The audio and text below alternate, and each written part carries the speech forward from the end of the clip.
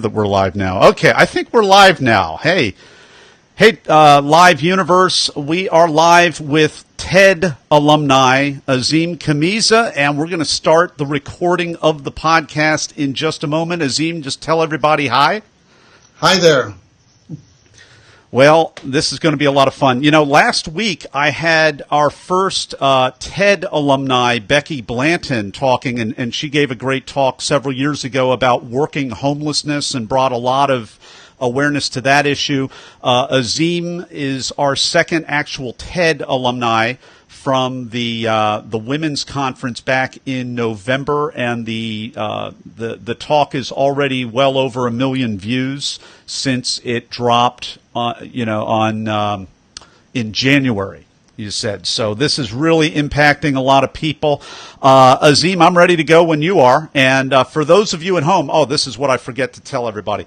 This is not my creepy kid finger. This is me asking you, share Azim's message of forgiveness and compassion. Take your finger, go over the share button and the comment button, and click the button so that you can help Azim spread this message. Azim, you ready to go? I'm ready to go. I'm sorry about the telephone in the back. Much about it. You know? No problem at all. That's what audio editors are for. Okay, great. For sure. All right, we are live in 3, 2. We are live with AzimKhamisa. Azim, are you ready to talk? I am ready to talk, Nathan. AzimKhamisa is an inspiration. Hailed by dignitaries such as the Dalai Lama, former President Bill Clinton, and Vice President Al Gore, Azim carries his inspirational message of forgiveness, peace, and hope into a world in desperate need of each. Following the loss of his only son, Tariq, in 1995 to a senseless gang-related murder, Azim chose the path of forgiveness and compassion rather than revenge and bitterness. And this amazing choice led to the establishment of the Tariq Khamisa Foundation and the subsequent forgiveness movement, which has reached millions. AzimKhamisa, welcome to the talk. Thank you, Nathan. Your TED Talk is called What Comes After Tragedy? Forgiveness. And so many amazing things about this talk. There are all kinds of victims on both sides of the tragedy, and that was an awareness that came to you after you practiced meditation that day.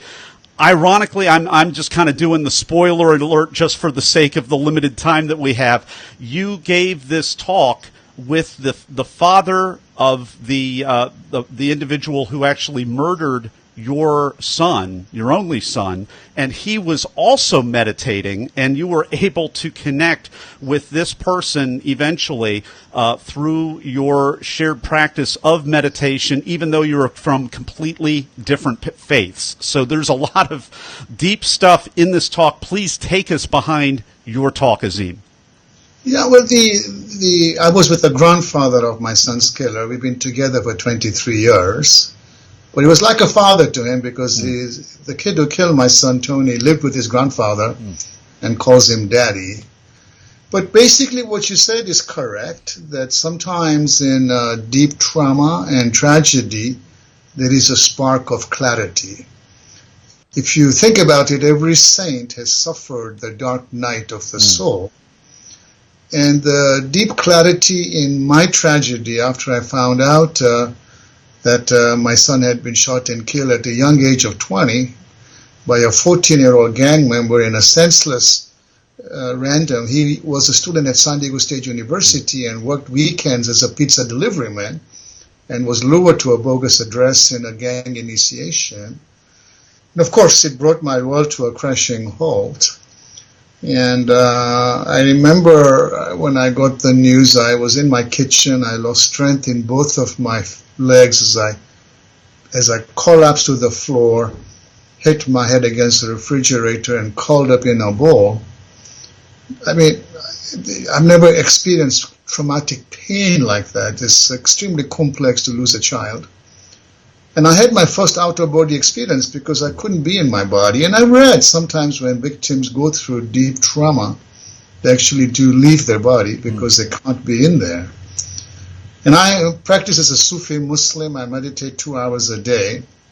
I believe in God, and I believe I went into His loving embrace. And I don't remember how long I was gone. It seemed like a long time. It was like a nuclear bomb that had exploded in my heart.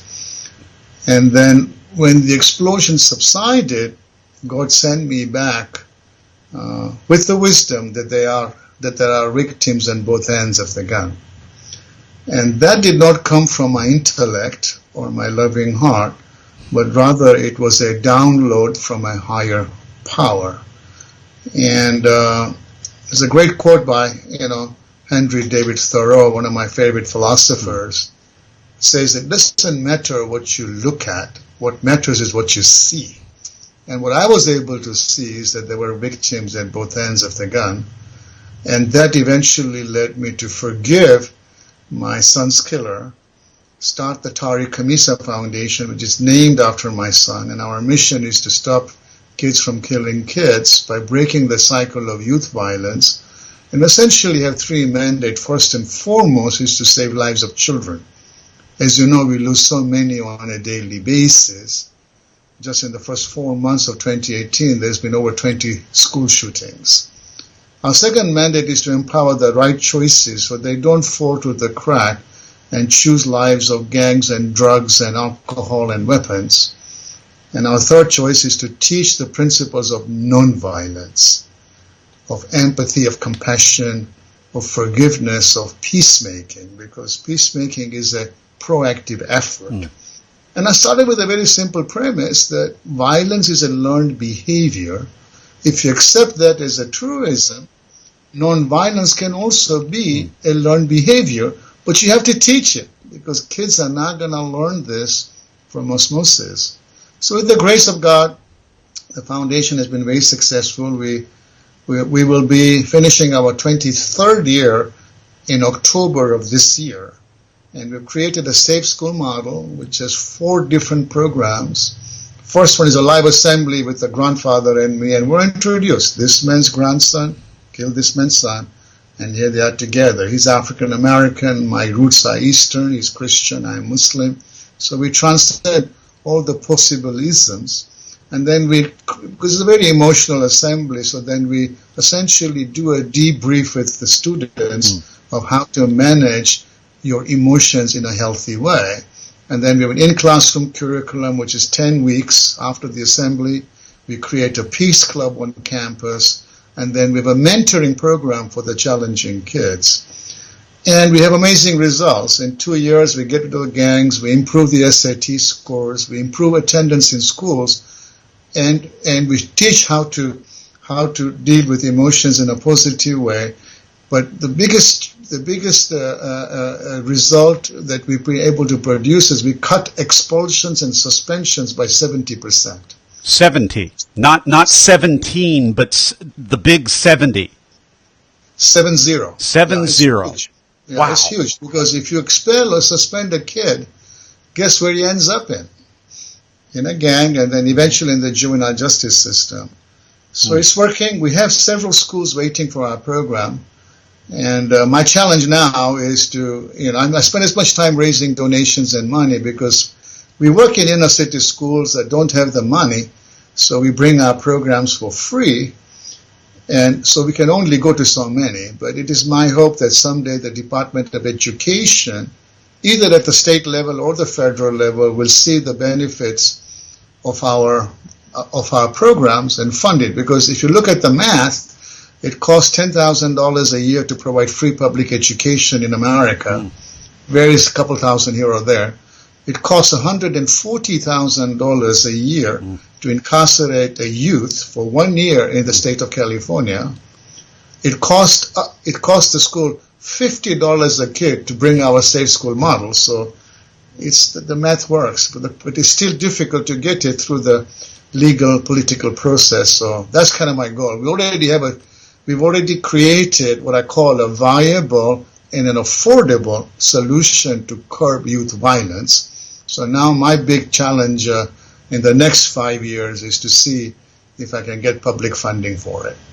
Azim, right before we were about to pivot over to the Blitz round to talk actually about the mechanics behind your talk, but before we do that, I wanted to ask your input on this. I love towards the end of your talk, you talk about goodwill leads to friendship, which leads to trust, which can lead to empathy, which can lead to compassion, and that ultimately leads to peace. Is that a progression that you saw as part of this kind of out-of-body experience, or is that something that you've found through experience as you've worked through this program in the schools?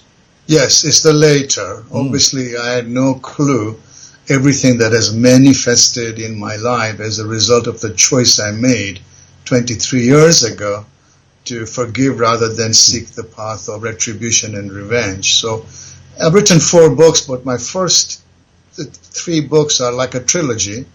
The first one is From Murder to Forgiveness, which I wrote 3 years after I lost my son. Then a few years later, I followed with a sequel, From Forgiveness to Fulfillment, because the work that I've done in the aftermath of my son's tragedy has been very meaningful and fulfilling. I've given over 1,000 school presentations worldwide, over 1 million kids. I got over 100,000 letters from kids, so I know that they are listening. 100,000 letters. Yes, over 100,000. And then I finished the trilogy about 2 years ago, which is From Fulfillment to Peace. So it was a progression, and the quote that you just quoted, that is at the end of my TED Talk, is the basis of my last book, which is From Fulfillment to Peace, and I essentially have written the book based on that, on the finish of the TED Talk. So we are talking with AzimKhamisa. He is a TED alumni, and his talk is called "What Comes After Tragedy? Forgiveness." We're going to be back with AzimKhamisa in just a moment for the Blitz round. And we're back with TED alumni AzimKhamisa. It's time for the Blitz round. This is when I am going to ask Azim a series of either-or questions related to the preparation and actual performance of his recent TED Talk, which actually is happened less than a year ago as of the time of this recording. Azim, are you ready to go?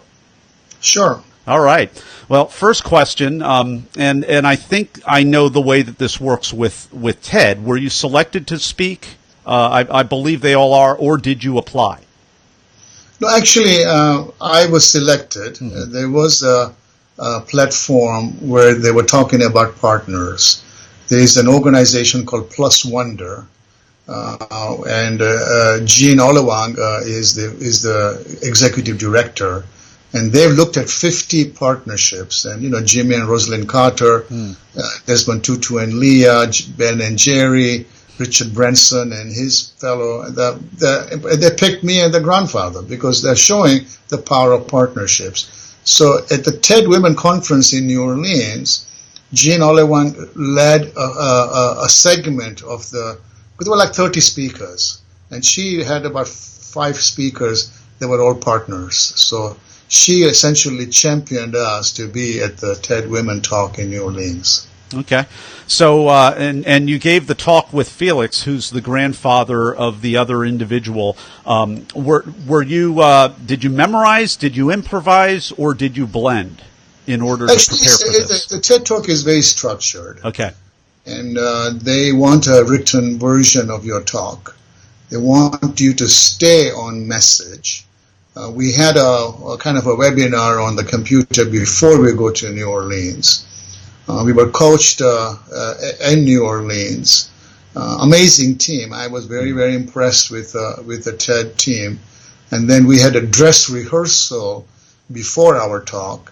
And then, of course, we did our talk. So I speak a lot. I've given, as I said, over 1,000 school presentations, over 600 keynotes. So my challenge is to make sure the content is right. So the biggest challenge was to try and do what we did in 13 minutes. I didn't think that was possible. Because, typically when I do a keynote, I get an hour, sometimes get with the Q&As an hour and a half. So that was a challenge. But they helped us through it. I left with a tremendous amount of respect for the TED team. What's a tip, a technique, or a tool that helped you prepare, other than their guidelines that you've mentioned? I think the one thing that I took away from the TED Talk, which actually is helping me communicate in other talks I do, is they want you to stay on message. So to give you an example, one of the lines they took out that I just shared with you was that every saint has suffered the dark night of the soul. They took that line out. And I agreed that they took it out because when I say that, your mind goes away from me to your favorite saint. Does that make sense? Oh, it does. So they're very much about your message. They don't want you to bring in outside people. So if you are giving some advice to people that maybe are future TED Talk, TED Talk candidates, then one advice I would give them is to hone your message so that the entire focus of the entire message is on you and your message, and not to bring in third parties. We've been talking. Actually, it's a good way to communicate. Oh, it absolutely is. We've been talking with AzimKhamisa. His TED Talk is What Comes After Tragedy? Forgiveness. And if you want to see that talk, other than typing it in old-fashioned way into YouTube, you can go to our show notes page over at bethetalk.com. We want you to check out this powerful, powerful talk. And we also want you to visit Azim at his website. It's AzimKhamisa.com, AzimKhamisa, AzimKhamisa.com. And in a moment, we'll be back with AzimKhamisa for the final word of advice for Talk Universe. And we're back with AzimKhamisa. It's time for the final word of advice. Well, I think that the end of my talk is really what I would like to repeat, and that is to say that forgiveness is not very well understood. It is something you do for yourself.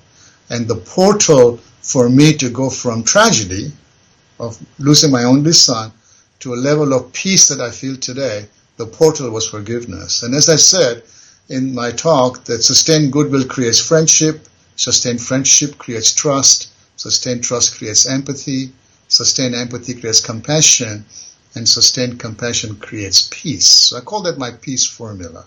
But people always ask me, how do you extend goodwill to the person who murdered your child? I tell them, you do that through forgiveness. As is evident, it worked for me. It worked for my family. What I believe is a miracle, it worked for him. And it worked for his family. It can work for you and all of your listeners and viewers and their families. It can work for Israel and Palestine, North and South Korea. Hopefully we are getting some progress there. It can work for Afghanistan, Syria, Iran, and Iraq. It can work for the US of A. So it can work for the planet. So let me just say that peace is possible. How do I know that? Because I am at peace. AzimKhamisa, thank you so much for carving out time in your schedule to come on the talk and share your wisdom with Talk Universe today. Well, you're welcome, Nathan. Thanks for having me. All right, that's a wrap. Now, we still are on Facebook Live, so we've got some comments here from Jim. He says, Nathan, this is a great interview. God bless. Hope to see more. He says, awesome. He says, God bless you, Azim.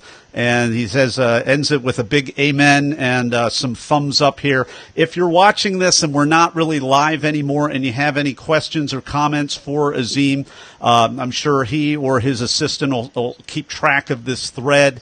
And it's a great way to be able to interact with Azim. I want you to, in closing, make sure you wiggle your finger and help share this message by sharing this video. Help Azim share this message of forgiveness. No matter what you believe, what your faith tradition is, we can all agree forgiveness is the way forward. Any final word for Live Universe here, Azim? Well, I would just say that if anybody is listening or viewing this particular presentation, to look in their own lives. I think it starts with you. If there are family members, friends, ex-spouses, business partners, bosses, where there is a breakdown of communications, that hopefully this message would encourage them to reach out and heal those relationships, whether they are family or work-related or others, with forgiveness. Because I truly believe that more forgiving people in the world will create a better world and a more peaceful world. So start with you. All right. Hey, everybody, thanks so much for joining us today. Thanks for sharing the message. And Azim and I are going to go offline here finally. Take care, everyone.